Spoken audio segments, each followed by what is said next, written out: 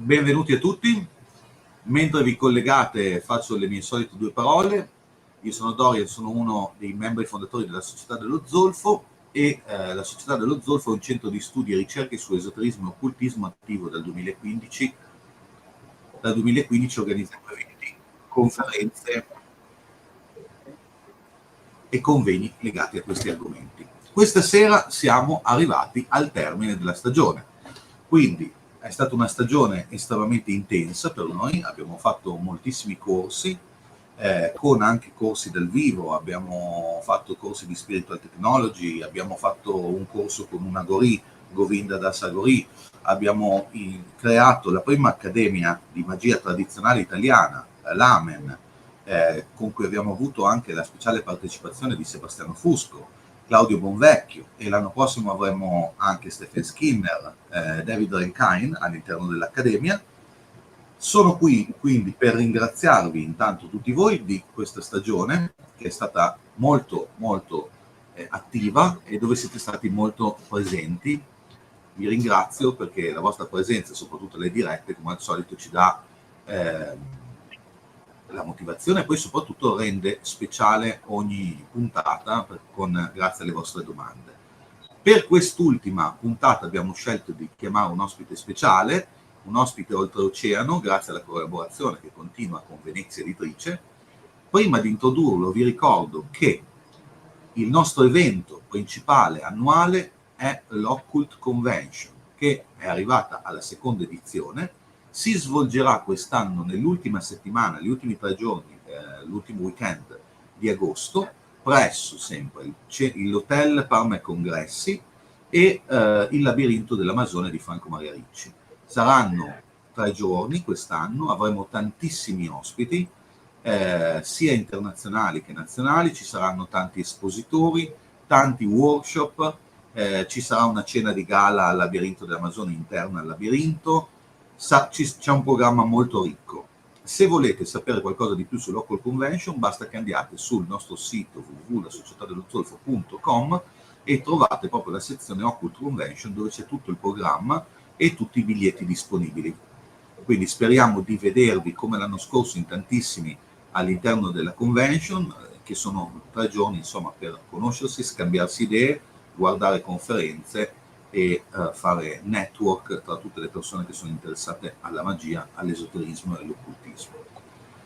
Vi dico anche che ieri, un po' così in sordina perché eravamo molto impegnati con l'Occult Convention e con l'Amen, è uscito Golem 3 come ogni solstizio, è già disponibile sul sito. Golem 3 saranno tipo 280 pagine, sempre in edizione pregiata. Il primo volume, come sapete, era in pelle nera, il secondo bianca, questo sarà rosso, 280 pagine, 13 articoli, ci sarà anche all'interno un articolo di Aleister Crowley, un articolo tradotto da Roberto Miliussi, un articolo di Lionel Snell, scusate, e tanti altri. Quindi se volete qualche informazione andate sempre sul nostro sito e guardate Golem. Tra l'altro troverete una sorpresa, speriamo gradita perché ce l'avete chiesta in tanti. Abbiamo fatto le maglie, dato che ci chiederate sempre se c'era la possibilità di avere una maglia, le abbiamo fatte e sono disponibili con nuovo Golem. Bene, per tutte le altre informazioni io vi ricordo che potete seguire la nostra pagina Instagram, la nostra pagina Facebook e la nostra pagina Telegram. Ora direi che è giunto il momento di iniziare perché le domande sono tante al nostro ospite, la sigla e ci vediamo tra pochissimo.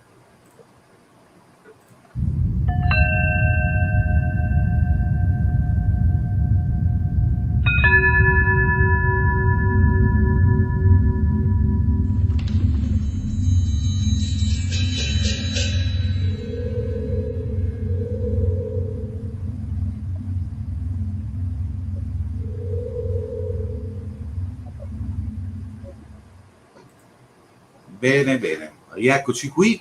Do il benvenuto a Damien Echols. Hi Damien. Hello, good to be here again. Big pleasure for us. Un saluto a Camilla Imperato, che sarà la nostra socia, che ci darà una mano con la traduzione. Ciao Camilla. Buonasera a tutti. E poi a Chiara Orlandini, Venezia Editrice, che è qui con noi perché da pochissimo è uscito questo qui, facciamo sempre come fanno alla RAI.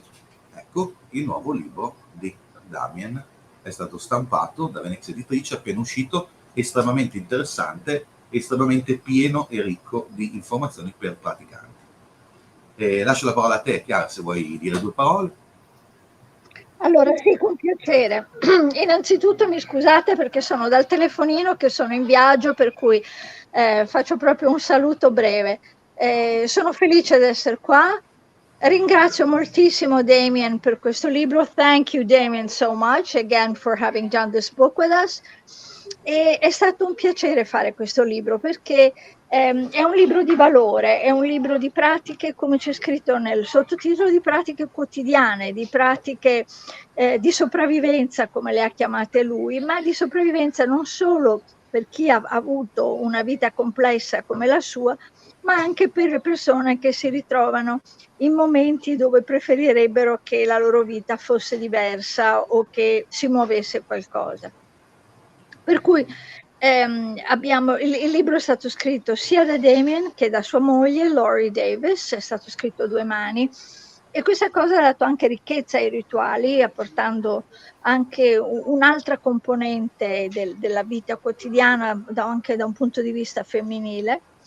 E ce n'è per tutti, veramente. Adesso il libro non ce l'ho sotto mano, l'ho appena fatto vedere Dorian, però è una cosa che penso che è di grande interesse per tutti quanti, non solo per il solito pubblico specializzato, esoterico nostro, ma anche per persone che sono semplicemente dei ricercatori per un altrove, per qualcosa di bello, di diverso. Per cui questa sera vi lascio prima che mi cada la linea. Vi ringrazio tutti quanti tantissimo. Dorian, Camilla, thank you again, Damien. I have to leave. I really appreciate everything you've done for us, and goodbye, and see you, I hope, soon. Oh, I appreciate everything you guys have done, and thank you all so much for everything. Ringrazio per quello che avete fatto, tutto quello che avete fatto. Bene, ciao Chiara. Ciao a tutti, ciao. Bene, adesso due parole veloci su Damien per chi ancora non lo conoscesse. Damien Echols è diciamo, venuto conosciuto per una faccenda di cronaca, è stato condannato a morte a 18 anni per un crimine che non aveva commesso, e mentre era nel braccio della morte ha iniziato le pratiche magiche che gli hanno salvato la vita. Oggi è libero, vive a New Orleans, è un artista e insegna la magic. Per Echols la magic non è un percorso per seguaci, è per chi dubita, per i ricercatori, per chiunque non riesca ad accettare dogmi e risposte predefinite. È per chi sente il desiderio di andare oltre la superficie della realtà e vedere cosa si nasconde sotto. Mentre era in prigione, Echols ha usato la magic per limitare il terribile dolore, la disperazione e l'isolamento, sino a mettere in moto il processo che lo ha condotto alla libertà. Per questo io ho molta stima, perché è un praticante che pratica e realizza. Bene, io direi che quindi possiamo iniziare subito con la prima domanda, perché poi ne avremo tante del pubblico. Quindi la prima domanda che ti faccio è questa. Damien, il tuo nuovo libro è un grimorio pratico vero e proprio, molto prezioso per la quantità di tecniche e informazioni che contiene al suo interno. Perciò partirai subito con una domanda introduttiva, prima di passare un po' ad alcune domande tecniche. Voglio chiederti prima di tutto quando hai scritto questo libro, se tutte le tecniche che hai elaborato qui dentro derivano dal tuo periodo di detenzione o provengono anche dal periodo dopo, quando sei stato rilasciato. Hello, Damien. Your new book is a proper practical grimoire, and it's very valuable for the amount of techniques and information that contains. Dorian would like to start with an introductory question and then proceed with a technical question, some technical questions. So first of all, when did you write the book? The techniques you elaborate in the book are from your time in prison, or are they also from a later time when you've been released?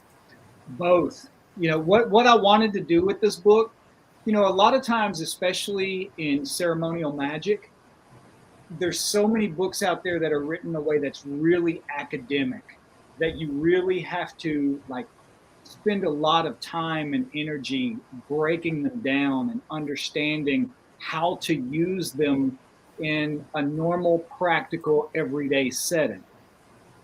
And what I wanted to go ahead. Ok, perciò entrambi, perché si riferisce poi ai libri accademici di magia cerimoniale dove devi impegnarti e spendere un sacco di tempo per capire come usarli. So what I wanted to do with this book, what Lori and I both wanted to do, is approach high magic the way people normally write about low magic, like showing them how to take these, lofty concepts and huge rituals and simplifying them in a way that you can use them for practical purposes in your everyday life. Praticamente lui e la moglie volevano approcciare l'alta magia come si approccia di solito la bassa magia e praticamente semplificare tutti i riti da usare nella vita di tutti i giorni. And it's things that we both used while I was in prison on death row. These were some of the things that I used to help me survive in there. Things like shielding techniques to not take in, negative energy from the environment where I found myself, as well as just things that I did to survive on a day-to-day basis, as well as things I used once I got out to help me adapt to the world and kind of readjust to society.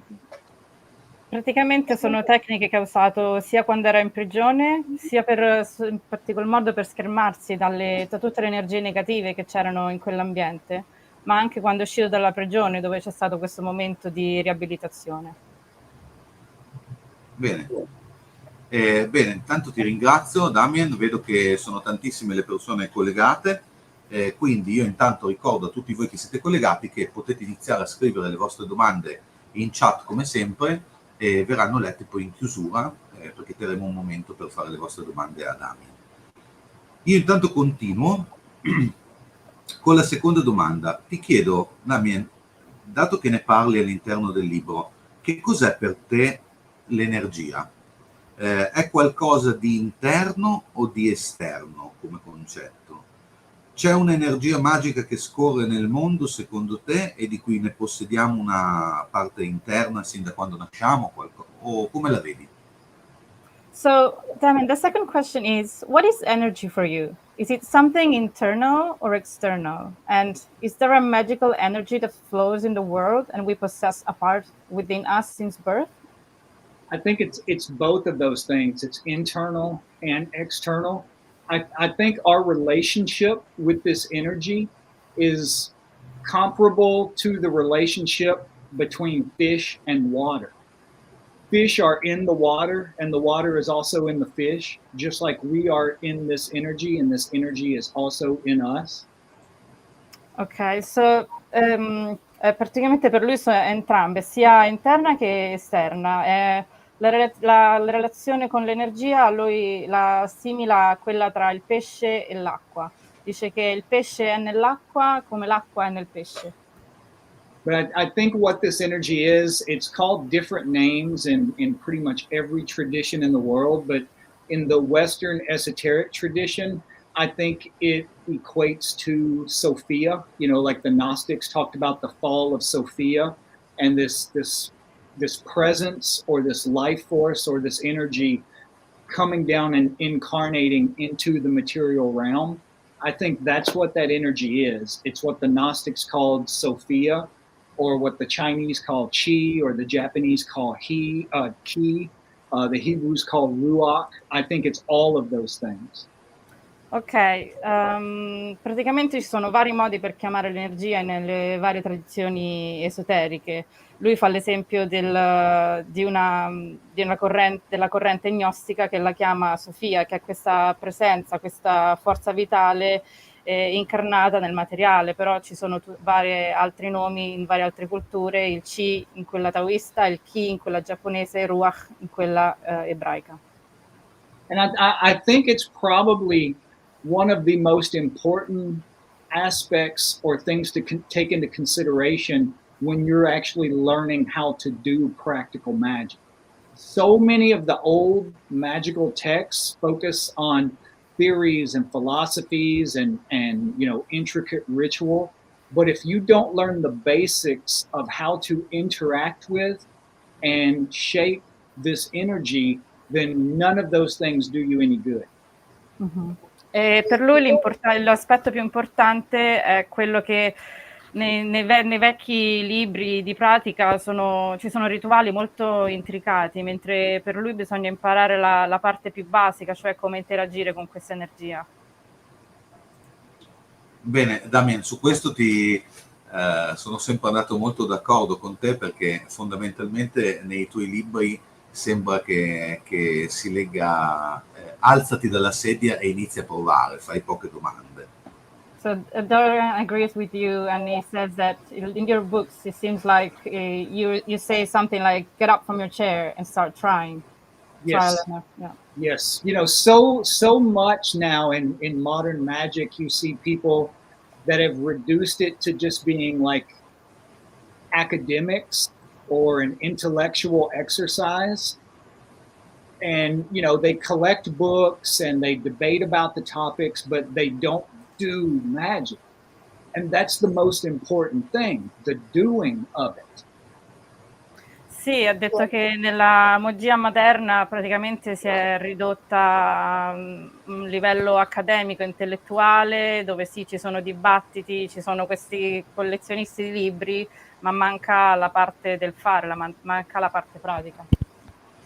Vado un po' off topic, vado un po' fuori dalla lista delle domande, perché nel parlare un'altra cosa che ho notato dai tuoi scritti, con cui mi trovo molto d'accordo, è sostanzialmente la tua concezione del mago come persona libera e indipendente, quindi al di fuori di ordini o strutture, un mago può già operare e può diciamo praticare da solo correttamente, facendo esperienze.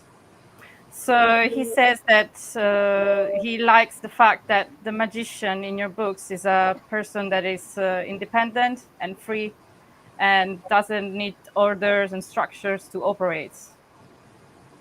You know, that's the vast bulk of my experience and knowledge in the realm of magic came from trial and error. Just me studying and figuring things out for myself. You know, it's like that quote by Crowley. Crowley said, "Let success be thy proof." So I knew if I were doing something and nothing was happening, then it meant that I wasn't doing something correctly. So I would just have to figure it out gradually over time.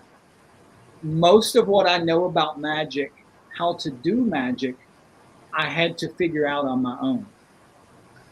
Sì, ha detto che la maggior parte del suo sapere magico proviene dal provare e sbagliare, e lui ha detto, si è riferito al fatto che se lui stava facendo qualcosa e niente stava accadendo, allora c'era qualcosa di sbagliato e doveva andare a ritrovare cosa stava facendo di sbagliato nella pratica. And I understand that some people enjoy things like the fellowship aspect that comes with, you know, membership in orders and lodges and things like that. But to me, those sorts of things were never important. What was important to me was the magic. And anyone can do magic. You don't have to belong to any specific organization to be able to do these techniques. Sì, a lui non interessa molto di compagnie, essere membri di qualcosa, di logge, per lui non sono importanti, perché chiunque da singolo immagino possa fare magia. Bene, molto bene. Ah, scusa, vai. I think one thing that did help me though, I think one of the aspects of, you know, like an order or a mentor, if it's someone who's competent and really understands this stuff, I think there's something about magic more than with any other spiritual tradition that can be very inflating to the ego in some ways. And I think it's sometimes can be important to have like a mentor that keeps that in check. So I was very fortunate in my development to find people along the way who fulfilled that function or filled that role without me ever having to join an order. Mm-hmm. E parla dell'importanza però magari di avere un mentore, qualcuno che abbia la competenza, che capisca le cose che fa, perché spesso nella magia c'è questo problema dell'ego che si gonfia, dell'ego che cresce e hai bisogno di una parte esterna che ti riporti, diciamo, coi piedi per terra, tra virgolette, che riporti l'ego ai suoi livelli. Sono molto d'accordo con Damien, anche perché l'idea proprio di singoli maghi, singole persone che praticano, che poi si aiutano l'un con l'altro, magari uno perché ha più esperienza dell'altro, sicuramente la chiave secondo me è migliore, ecco, per andare avanti. So according to Dorian, he agrees with you and the idea of different independent magicians, and that sometimes the most experienced one can help the least experienced one is the best way to proceed, to say. Yes, and you'll have people sometimes that will try to convince you that they are the sole possessors of the secrets that you need in order to do this work. Anytime someone tells you that, it's bullshit. There is no one organization or one person that possesses, you know, the sole secrets of magic or any of that sort of stuff. What it all comes down to is your individual efforts. E lui parla poi di persone che vogliono convincerti che loro detengono la verità assoluta o comunque di segreti, e lui la definisce proprio cazzate. E non ci sono organizzazioni, non ci sono persone che possiedono questo sapere, diciamo, occulto, che non può essere accessibile ai singoli. Beh, anche perché poi ti fanno partire con la volontà spenta già dall'inizio. Bene, allora, continuiamo invece con la lista di domande che cercherò adesso di seguire. Come si muove, Damien, l'energia? Parli, ad esempio, all'interno del libro di come si muove questa energia tra le persone e come si muove, ad esempio, con gli elementi naturali, come ad esempio gli alberi, le piante. Parli di questo scambio di energie, no? So back to the energy questions. How does this energy circulate with other people and with natural elements such as trees, stones, and plants that you mentioned in the book? I mean, I think it is literally our life force. We are both taking it in and emitting it at all times, just like we're inhaling oxygen and emitting carbon dioxide. We're doing the same thing with this energy that we exist in. The thing about the energy that we emit is it usually takes on the flavors or the, I guess you could call it, impurities of the person that is emitting it. And we fill spaces with the energy that we emit.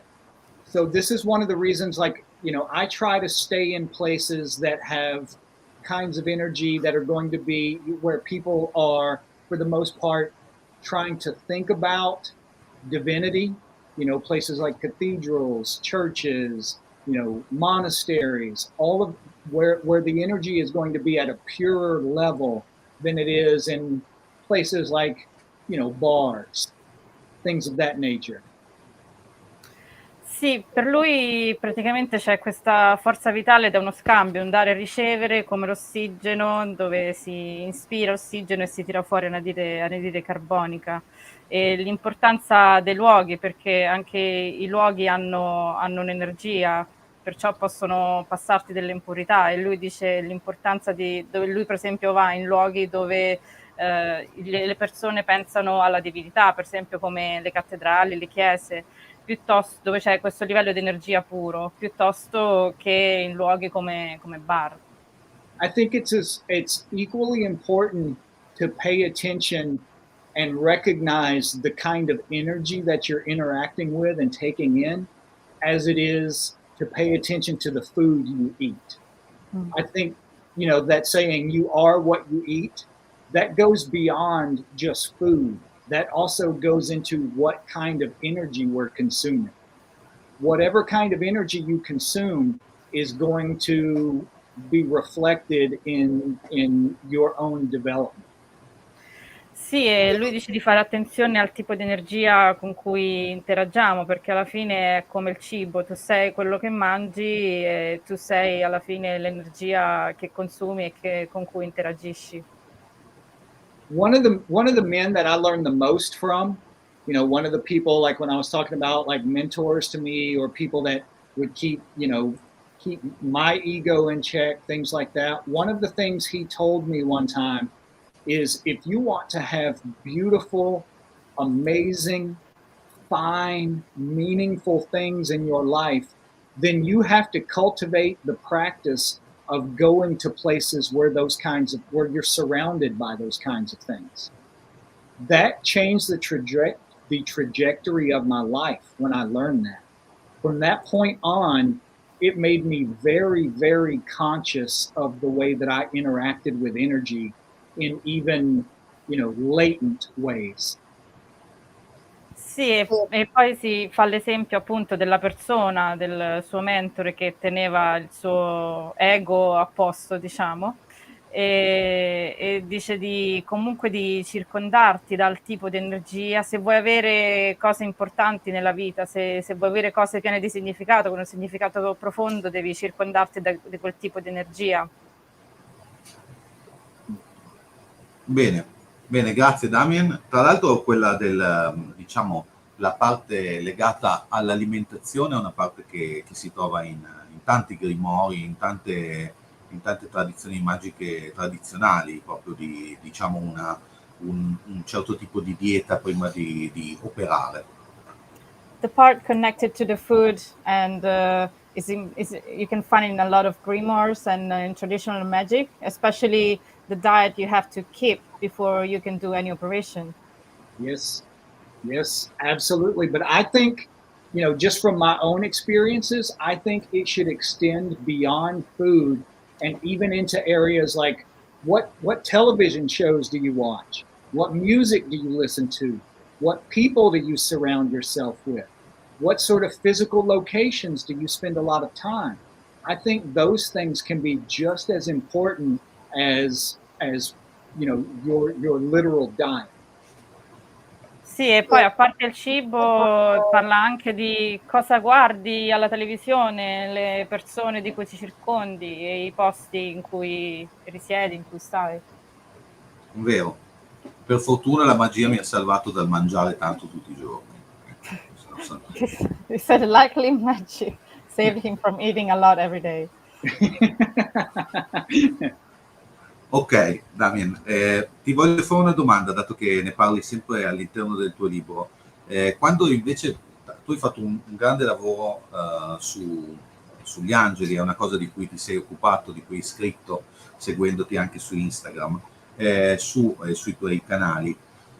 Nel libro parli di energia angelica. Che cosa ti riferisci? So he mentions the great work you did with the angels, and he follows you on your channels, Instagram, and he wants to ask you, what do you mean by angelic energy?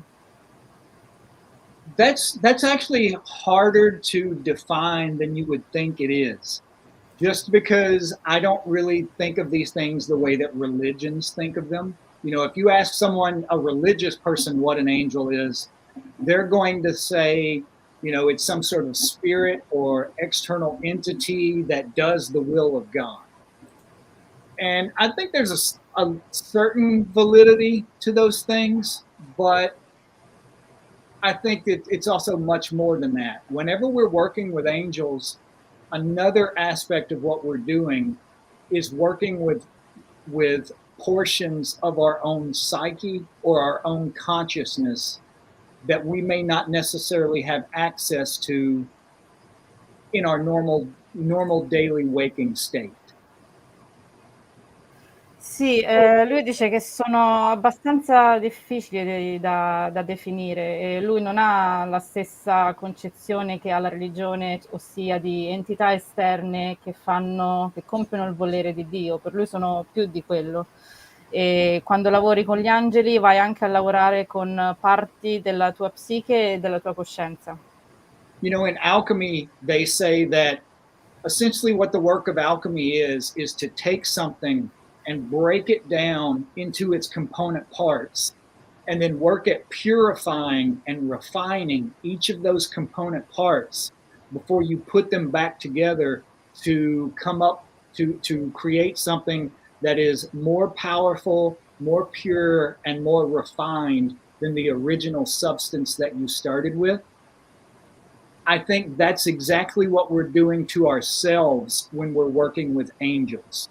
We are projecting portions of ourself outward, externally, unpacking parts of our own psyche so that we can work with them, purify them, and refine them, and then reabsorb them so that eventually over time we become more pure or more exalted than the form we started in. Praticamente lui utilizza l'esempio dell'alchimia, che prende tutti i componenti, li va a rifinire prima di riunirli per creare appunto qualcosa di più rifinito, e secondo lui è quello che si fa durante il lavoro con le entità angeliche. Noi prendiamo delle parti della nostra psiche che andiamo a purificare e poi li riassorbiamo in modo tale che anche noi ci stiamo praticamente rifinendo. Bene. Va bene, Damien. Allora, intanto io vi ringrazio perché ho già visto che state partendo con delle domande molto interessanti che poi farò nel tempo che ci rimane a disposizione. Se avete delle altre domande continuate pure a farle in chat, noi adesso ne facciamo ancora qualcuna, poi passiamo alle vostre. Passerei a qualche domanda tecnica perché è un libro molto tecnico e quindi vorrei parlare proprio anche di tecnica con te stasera. Quando hai citato la purificazione è sicuramente una delle tecniche più importanti da imparare per un mago durante il suo percorso. Tu quali metodi utilizzi e quali consigli? Cioè, quanto valore ha per te la purificazione? He wants to start with some more technical questions, and without any doubt, the purification is one of the most important techniques for a magician. And you described a lot of these techniques in your book. And what is the value that you give to purification?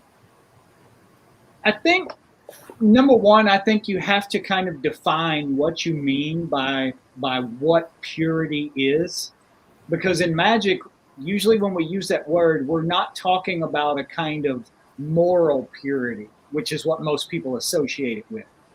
Like when we're talking about purity in magic, more often than not, what we're describing is your level of purity corresponds to the level of clarity with which you experience reality. Some people still experience it through a very dense lens of ego. Some people experience it through a thinner or more refined lens of ego. I think usually that's what we're talking about purity, is we're talking more about the lens through which we experience reality than we are any sort of like moral purity that would be described in a religion. Per lui bisogna innanzitutto definire che cos'è la purezza, e per lui non è la purezza morale, ma è il livello di chiarezza con cui si fa esperienza del reale. Cioè tu lo fai con un ego più gonfiato, tra virgolette, o con un ego più magro, diciamo, più piccolino, più rifinito. Perciò sono lenti attraverso cui tu fai esperienza, in poche parole. So when you're talking about purity in the sense of the level of clarity with which you can perceive and understand reality, then I think that is of utmost importance in magic. Because if you can't really see reality, if you're just still seeing all of your own projections, your own preconceived ideas that you're putting on people and situations and everything else in the world, then it's going to make it very, very hard for you to do effective magic to change anything that you can't even see clearly. E perciò appunto questo livello di chiarezza con cui percepisci il mondo intorno a te è la parte più importante, perché se non puoi vedere la realtà purificata, invece vedi tutti i tuoi preconcetti, allora è difficile operare della magia e cambiare la realtà.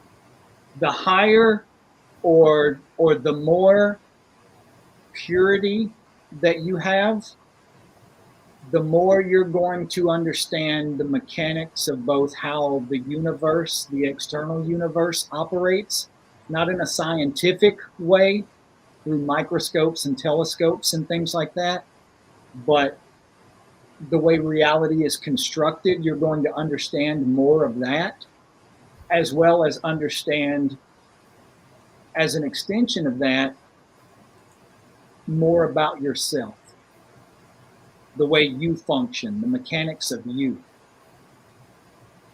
Praticamente più si raggiunge un livello alto di purezza, più si capisce come l'universo esterno opera, ma lui dice non in modo scientifico con microscopi, eccetera, eccetera, ma come è fatta la realtà, e nello stesso modo puoi capire più come sei fatto tu stesso.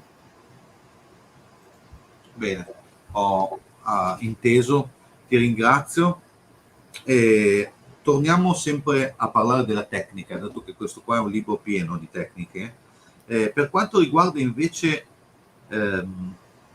un'altra cosa estremamente importante per un mago, cioè la centratura. Intanto, che cos'è secondo te, qual è sempre il valore che tu dai alla centratura e che cos'è per te, e qual è il migliore esercizio di quelli che descrivi per centrarsi? So one of the most important things for a magician is centering. And what's the value that you give to this practice, and what are the best exercises to become centered according to you? Well, I think a lot of times we're doing magic for things we don't even realize we're doing magic for. You know, whenever our minds are spinning out of control with anxiety or despair, you know, it's like Confucius said, whoever lives in the future, whoever is constantly thinking about the future, is going to live in a state of anxiety. Whoever's constantly thinking about the past is going to live in a state of depression. That the only way you are ever going to find happiness or contentment is when you learn to exist in the present moment. Ok, praticamente dice che quando la nostra mente, fa l'esempio di Confucio, di quando la nostra mente va fuori controllo. Confucio dice che chi vive nel futuro vive in un costante stato di ansia, mentre chi vive nel passato vive in uno stato di depressione. E invece la felicità è imparare ad esserci. And centering is basically what it is. When we talk about centering, it means we are at least taking a moment to recenter our consciousness in our physical body. We're withdrawing it from any thoughts about the future, withdrawing it from any thoughts about the past, and just being in the present moment, so that we're not giving chi or giving energy to either of those things. Praticamente la centratura è ricentrare la coscienza, cioè ritirare tutti i pensieri dal futuro e dal passato. And I think that's a huge part of magic, is learning how to, you know, the motto that I went by when I was in prison, because I didn't have control over very much externally at all. All I had control of was myself. And I learned certain lessons, like anytime you act out of anger, you end up regretting it. So one of the motto that I kind of learned to live by was, he who controls himself controls the world. And centering is a huge part of learning to control your own thoughts, which is the first part of learning to control yourself. Praticamente lui parla di un motto che ha sviluppato mentre era in prigione, perché lui lì non aveva controllo sull'esterno, ma l'unica cosa che aveva controllo era su se stesso. E una cosa che ha imparato è che se ne pentirà se agisce d'impulso e di rabbia. Perciò il suo motto è stato: chi controlla se stesso controlla il mondo. So for me, the technique that I use that I found to be the most beneficial is like an abbreviated version of something you do when you're doing the middle pillar, which is one of the foundational practices of ceremonial magic. All you have to do is use just your Tippereth center, just the gold center in the middle of your chest, and start to consciously breathe while visualizing that you're pulling in energy from the universe around you and into that center. You're accumulating it there. And after you accumulate it for a few breaths or a few minutes, then as you exhale, you let it radiate out through your physical body. Part of what you're doing when you're doing this is you are becoming conscious of your physical body, withdrawing your attention from anything else and just bringing it back to your physical body, as well as flooding your body with the chi or the energy that you're accumulating through your breath. Una delle tecniche è l'abbreviata, correggimi Dorian, se del pilastro centrale, se l'ha chiamata, sì, non sì. so. Ok. E praticamente bisogna portare l'attenzione su Tiferet in modo cosciente, accumulare energia per alcuni minuti e radiarla, poi dopo, passati questi minuti, radiarla attraverso il corpo fisico e ritirare l'attenzione dal di fuori praticamente. Bene. Bene, Damien, intanto ti ringrazio per queste risposte che stai dando, perché ti aspettavamo il tuo ritorno qui alla Società dello Zolfo, perché sapevamo che con te potevamo andare direttamente a parlare subito della parte pratica. We were waiting for your comeback to the Società dello Zolfo because he knows that we could talk directly on the practical part. Can you say that one more time? No, he said he's very happy about your comeback to Società dello Zolfo, the name of the organization, because he knows that he could talk with you about the technical parts and the practical parts directly. I think those things, they have a certain appeal to people, like being part of organizations or stuff like that, because it makes people feel that it's, I'm trying to think of the word, it makes them feel that it's more real if they have someone else's approval or you know, someone giving them a piece of paper saying that they're a magician or that they can do magic. But the greatest teachers and the greatest magicians in the world did not have any order giving them certificates or proclaiming that, okay, now you're enlightened or now you're a master or any of those sorts of things. You know, it's like in Buddhism, they say there comes a time to stop being a Buddhist and start being a Buddha. That means stop seeking out that approval. Stop looking for the masters and start looking for what the masters were looking for. Praticamente dice di questa attrazione che le organizzazioni esercitano e l'approvazione che le persone cercano, ma parla dei più grandi maghi che non hanno ricevuto certificati o sì, adesso tu hai raggiunto l'illuminazione. E parla anche del Buddha che dice di smetterla di essere un buddista, di cercare l'approvazione o il maestro, ma di diventare loro stessi Buddha. Bene, molto belle parole e di cui ci troviamo molto d'accordo. Dunque, continuo con le domande tecniche in questo caso, perché per quanto riguarda invece le tecniche di protezione, in Alta Magic tu avevi parlato in maniera approfondita del bando del pentagramma. Qui invece in questo libro quali sono secondo te quali sono le tecniche, diciamo, su cui hai voluto focalizzarti per fare pratica ai lettori. So he wants to talk about protection, and in High Magic you talked about the lesser banishing ritual of the pentagram, and in this book you give more specific techniques, and he wants to know more about the techniques you gave in your new book. You know, that's like the very first ritual that you ever learn when you're introduced to ceremonial magic. It's I think somebody, I can't remember who it was, it may have been Crowley, said that it's the philosopher's stone of ceremonial magic. That when you're learning how to do this one ritual, you are by extension learning how to do all the other rituals. If you can do the lesser banishing ritual of the pentagram, you can do the greater ritual of the hexagram, you can do the supreme pentagram ritual, you can do the rose cross, you can do any of these things if you can do the lesser banishing ritual of the pentagram. But if you can't do that, then you can't do any of the things that come later.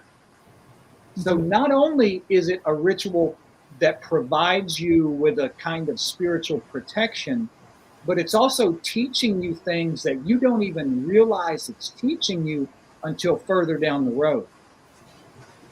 Sì, il primo rituale di cui ha parlato in Alta Magic, che è il rituale del bando, dice che Crowley probabilmente lo definiva la pietra filosofale, la base, e perché se impari questo rituale, gli altri è come se li imparassi per estensione, cioè quello dell'esagramma, eccetera. Però se non riesci, poi probabilmente creerà problemi.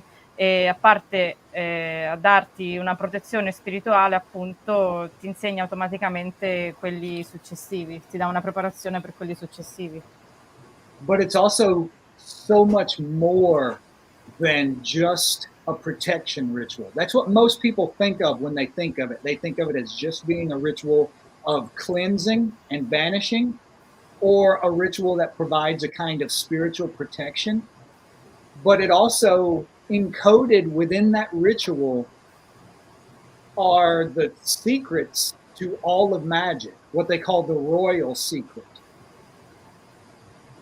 E secondo lui quel bando del pentagramma offre molto più che protezione, polizia, oppure appunto l'effetto di bandire.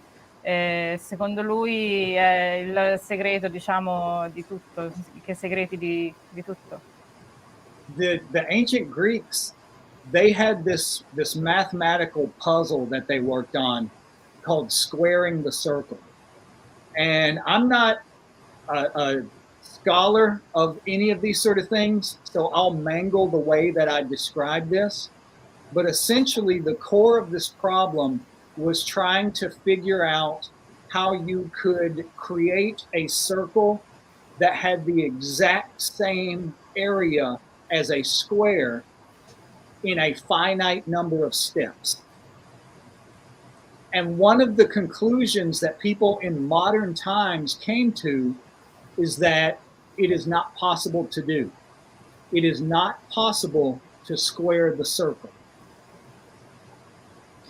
Allora, lui si fa riferimento a un problema dell'antica Grecia, dove praticamente il problema era come creare un cerchio della stessa area di un quadrato in un numero finito di passi, e praticamente sta dicendo che non è possibile secondo alcuni. But when you do the lesser banishing, you are squaring the circle. You're doing what mathematicians declared was not possible to do.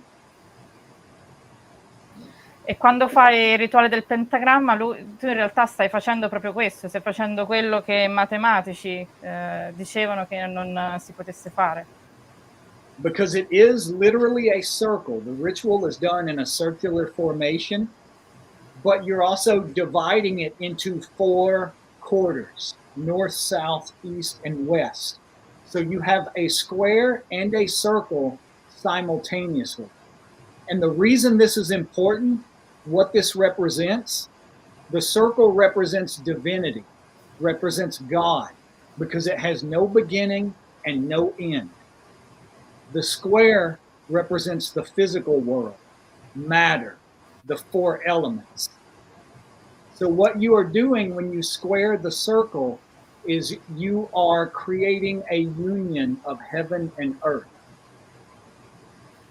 Praticamente parla di nuovo appunto di questo, del bando del pentagramma, che fa una divisione in 4 quadrati, perciò riesce a squadrare sia il cerchio che il quadrato allo stesso tempo, dove il cerchio rappresenta la divinità, Dio, perché non ha né inizio né fine, mentre il quadrato rappresenta la parte spirituale, i 4 elementi e la materia.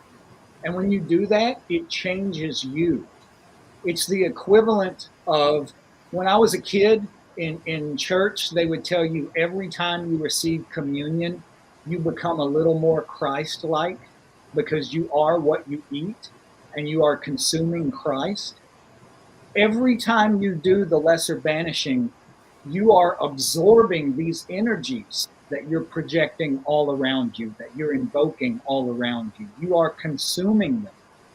So every time you consume this divinity, you're becoming a little more divine yourself. E praticamente quando appunto fai sempre questo bando, il bando ti cambia. Lui fa l'esempio di quando era piccolo, che andava a prendere la comunione e gli diceva che ogni volta che si prendeva la comunione diventava sempre un po' di più come Cristo. E quando si fa il bando del pentagramma si assorbono queste energie che uno invoca, le consuma e perciò si avvicina sempre di più e diventa sempre più vicino alla divinità. And I see even one of the comments, someone is saying Rome was built in a circle in the air and a square on the earth, according to ancient spells. I've never heard that before. I don't know anything about it, but I do know that you find this same symbolism all over the world. Like when you go into a church, when you go into a Catholic cathedral, the reason they're built with a dome, when you walk into the part where the congregation sits, it's a square. The building is a square. But when you look up towards the ceiling, there's a dome, which is half of a circle. So the cathedral itself has created the union of the circle and the square. Allora, si riferisce a qualcuno che ha fatto un commento riguardo Roma, non so se lo vuoi riportare su, Dorian. Sì. Che Roma era stata costruita in un cerchio dell'area e quadrato sulla terra,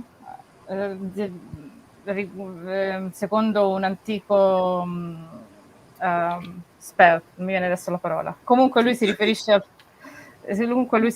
al fatto del simbolismo, che questo simbolismo del cerchio e del quadrato è riportato in tutto il mondo. Lui fa l'esempio della cattedrale, che la costruzione è un quadrato, rettangolo, mentre la cupola è un mezzo cerchio, perciò ci sono questi 2 simboli. And even when you look at things like the Masonic symbol, you know, most people are familiar with the Masonic symbol. That's like a compass and a square. A compass is what you use to draw a circle, and the square is what you use to draw a square. So even the Masonic symbol contains this same information. It's not like magic is the only tradition that expresses this. If you can understand the iconography of the church, you can find it there. If you can understand the iconography of Masonry, you can find it there. It's all about squaring the circle. E porta anche l'esempio della massoneria, dove c'è il compasso e la squadra, dove il compasso crea il cerchio mentre la squadra appunto crea il quadrato. Perciò riporta l'esempio che si può trovare in molte, diciamo, tra virgolette, discipline. Bene, Damien, ti faccio una domanda ancora prima di fartene un paio del pubblico, che è sempre legato all'ultimo tuo libro. Voglio chiederti che importanza hanno per te i sogni nella tua pratica magica? So another question before we go to the public's questions is, how important are dreams for you? What's the meaning in your practical in your practice? None at all, to be honest. Dreams are something that I've always had a really uncomfortable relationship with.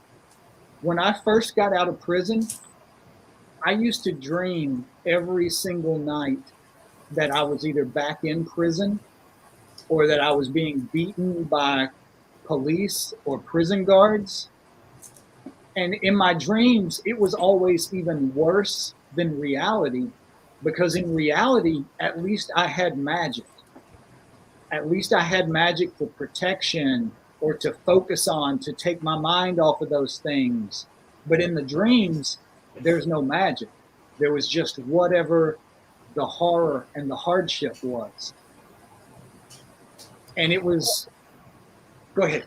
Ok, sì, praticamente lui dice non hanno nessuna importanza e fa l'esempio, inizia a parlare di quando è uscito fuori dalla prigione, sognava di essere di nuovo dentro o comunque di essere picchiato, e per lui era peggio della realtà, perché nella realtà almeno aveva la magia per aiutarlo a distrarsi e a togliere la mente da questa situazione, mentre nel sogno non aveva la magia.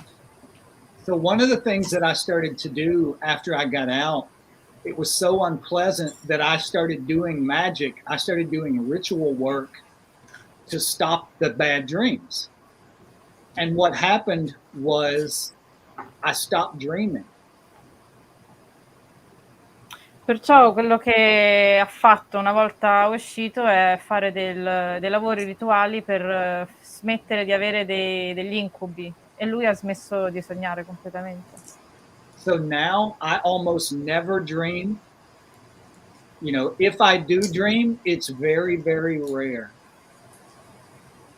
Cioè adesso è molto raro che sogni. Bene, ti ringrazio Damien. Voglio farti 2 o 3 domande del pubblico che erano interessanti. Una di queste è di Venus Bright. Intanto grazie di aver risposto a tutte le nostre. Thank you for answering all our questions. Dice: ciao Damien, la cultura americana in cui sei cresciuto ha influenzato positivamente o ha reso più difficoltose le tue ricerche esoteriche? So the American culture you grew up with, did it influence in a positive way, or did it make your esoteric researches harder? I think it probably made them harder, just because that up until very, very recently, like there was an explosion in the popularity of magic over the past few years. Like I would say 5 to 6 years, it seemed like. But before that, like when I was a kid growing up, you never heard about this stuff. Never. Like it was incredibly rare.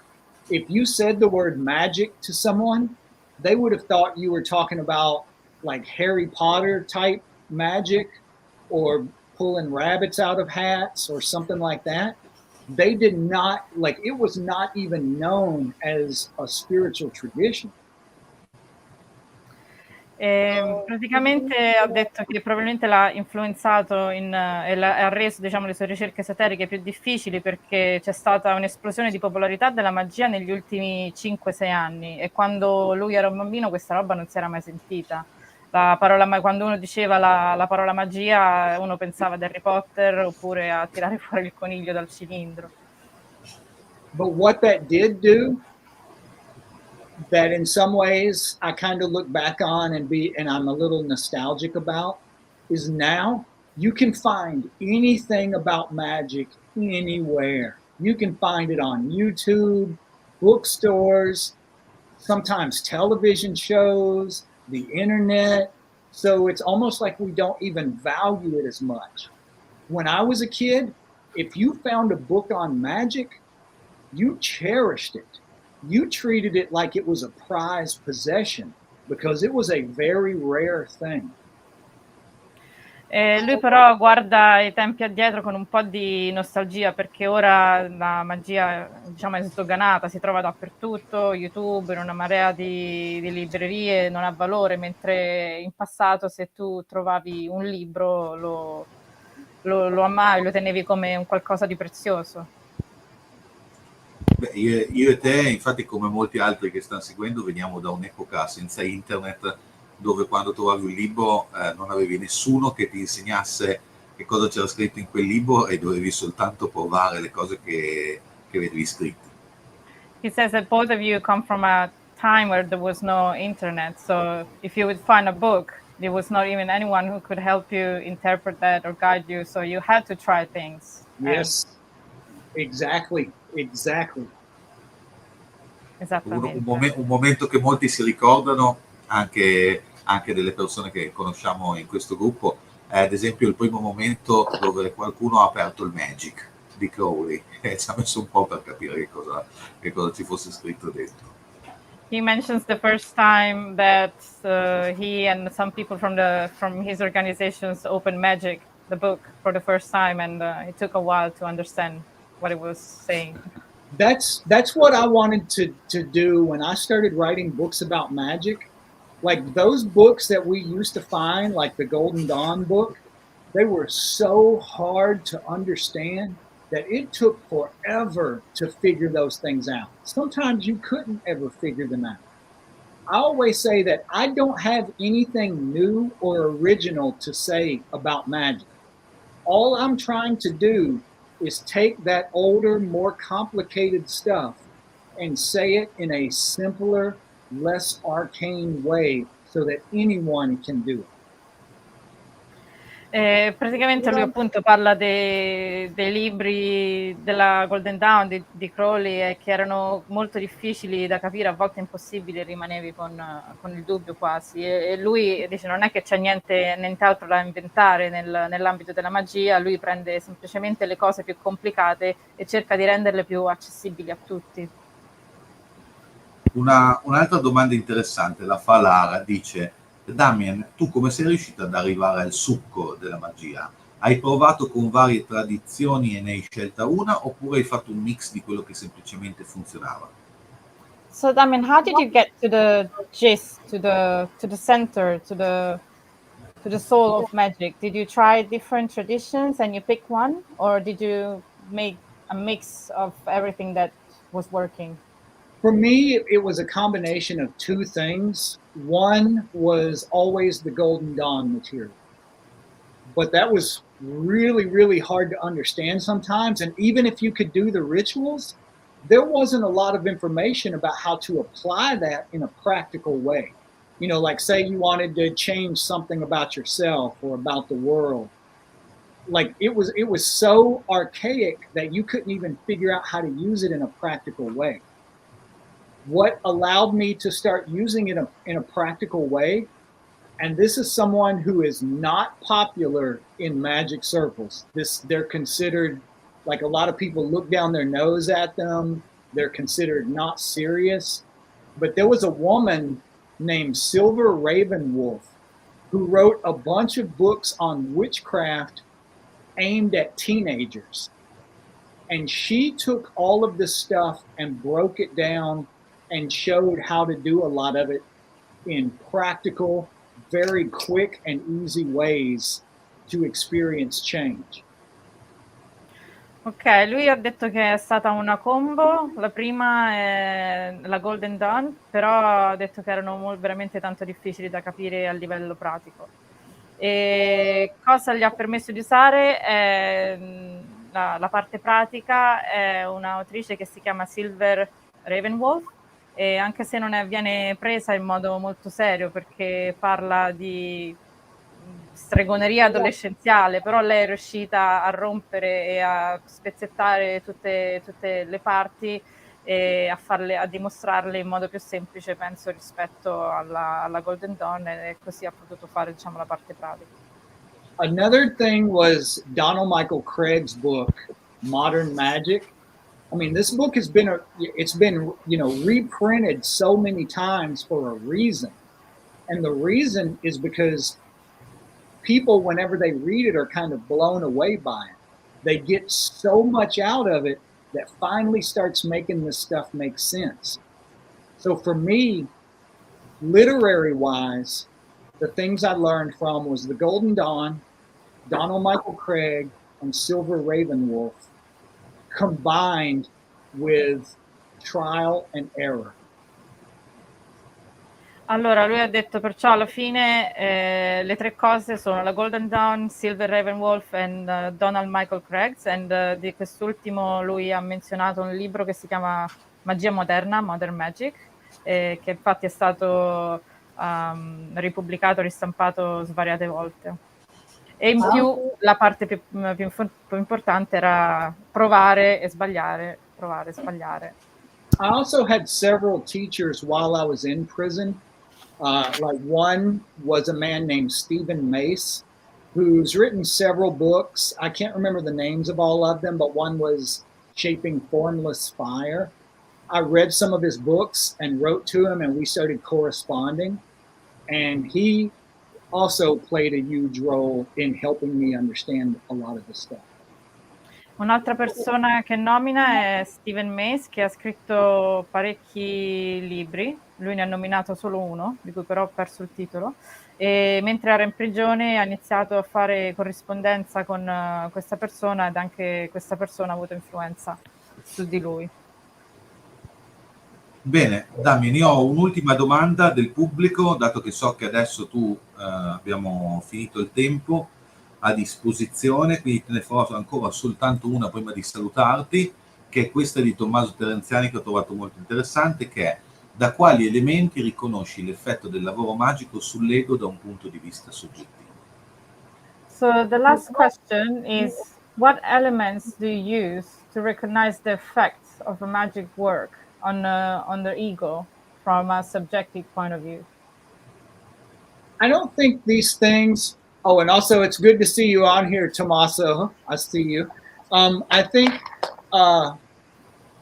there's never going to be any way that you can definitively prove to anyone other than yourself that this stuff works. There will never be anything that you can do to present in like a scientific way or in a scientific journal that is going to be able to prove definitively that magic exists. I think a large part of that is faith. You can't make yourself have faith in something. You can't force yourself to believe in something. Faith only comes when you do something over and over and over and see that it works every time. If you keep doing magic and you keep seeing results, it may not be results that you can show the rest of the world and prove that it works, but when you see that what you're doing magic for changes in some way, then eventually over time, it doesn't even occur to you to question it anymore. Ok, non c'è nessun modo, diciamo, scientifico, cioè devi solo provare, non c'è un modo scientifico per provare questa cosa, ma puoi provarlo solo con te stesso. E poi parla della fede, che è una fede non è che la puoi forzare, la fede arriva quando fai le cose, le fai e le rifai, e devi poi vedere i risultati. Se vedi poi dopo lo stesso risultato, allora l'hai provato a te stesso, in poche parole. Bene, bene direi.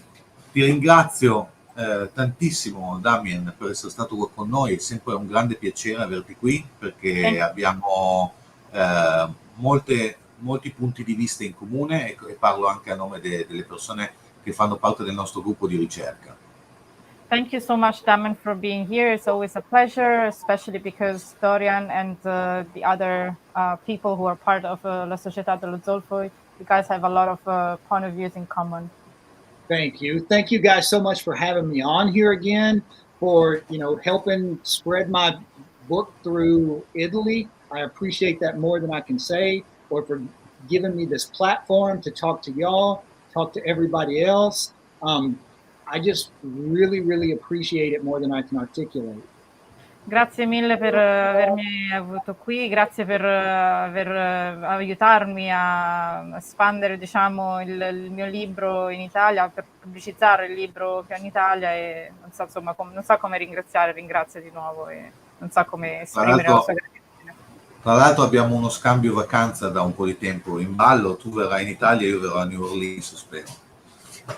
So there is a sort of exchange for holidays. So you will come to Italy, and he will go to New Orleans to see you. Absolutely. Both of the above. Assolutamente. Yes. Entrambe. Ti I am aspettiamo. 100% on board. Yes. And also, I Bene. just want to say thank you to everybody that joined us on here, the people asking questions, you know, the people who are paying attention, listening. I really appreciate you guys as well. And I am sorry that I can't read Italian. Ho detto grazie a tutti quelli che si sono collegati, che hanno fatto domande e che gli dispiace che non può leggere l'italiano. Bene, io intanto colgo l'occasione per ringraziare tutti voi. La stagione dei live è finita, ma noi siamo ancora molto attivi su Facebook, su Instagram, su Telegram, perché abbiamo ancora un sacco di cose in ballo. Usciranno, c'è ancora il corso di Udu attivo per la classe di settembre, uscirà la nuova stagione di reclutamento per l'Accademia del Tarocco Esoterico, e soprattutto ricordatevi dell'Occult Convention, che è il momento dove tutti noi, tutti voi con cui vi iscrivete, ci troviamo in chat durante l'anno, è il momento dove ci ritroviamo dal vivo con tantissimi relatori nazionali e internazionali, che si svolgerà al Labirinto dell'Amazone a Parma e all'Hotel Parma Congressi a fine agosto. Guardate il sito per sapere queste informazioni. Grazie di cuore per la stagione, per essere sempre stati qua al nostro fianco, per averci supportato nelle nostre iniziative e per essere stati attorno allo stesso fuoco insieme a noi. Io ringrazio anche te, Camilla, per averci aiutato. Camilla era dall'altra parte dello schermo e poi ha deciso di darci una mano, è venuta stasera con noi e speriamo di riaverti ancora. Grazie, per il piacere. Vi salutiamo. Buona estate a tutti. Ciao a tutti. Ciao Damien. Bye-bye. Talk to you later. Bye.